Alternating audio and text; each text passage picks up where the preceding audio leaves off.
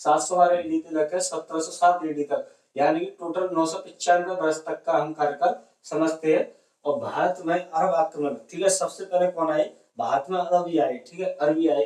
तो भारत में पहला अरब आक्रमणकारी कौन था?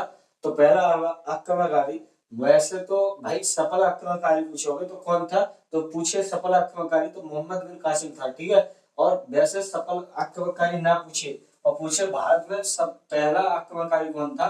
तो अबैदुल्ला, जो कि 700 ईडी में इसने आक्रमण किया था, ठीक है, और असफल रहा, ठीक है। 711 ईडी में फिर कौन आता है? बुंदेल आता है, और बुंदेल भी असफल हो जाता है, ठीक है। फिर 712 ईडी में, 712 ईडी में कौन आता है? 712 ईडी, तो 712 ईडी में मोहम्मद बिन कासिम आया, मोहम्मद बिन कासिम ने आक्रमण किया, ठीक है। तो यह पहला मुस्लिम आक्रमणकारी था जो सफल हो पाया, ठीक है, भारत पर। और भारत पर सफल आक्रमणकारी भी कहते हैं इसे।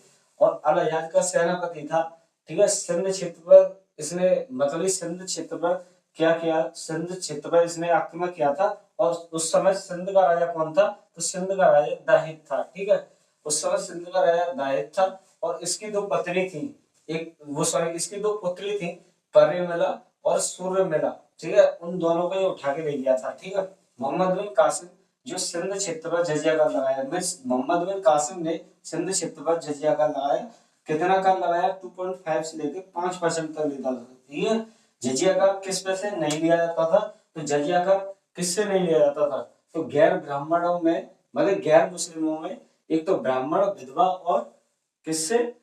विकलांग से नहीं लिया जाता था, ठीक है। मोहम्मद बिन कासिम ने सोने के दिरहम जारी किए और यह जारी करने वाला पहला मुस्लिम शासक था, ठीक है। इसके साथ